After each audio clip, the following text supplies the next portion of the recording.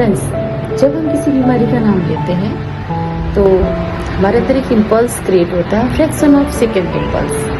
And ये जब हमारी बॉडी में जाता है तो हमारे बॉडी के अंदर पड़ी हुई जो डिजीज है उनको एक्टिव करने का काम करता है। तो please hit my channel, I will provide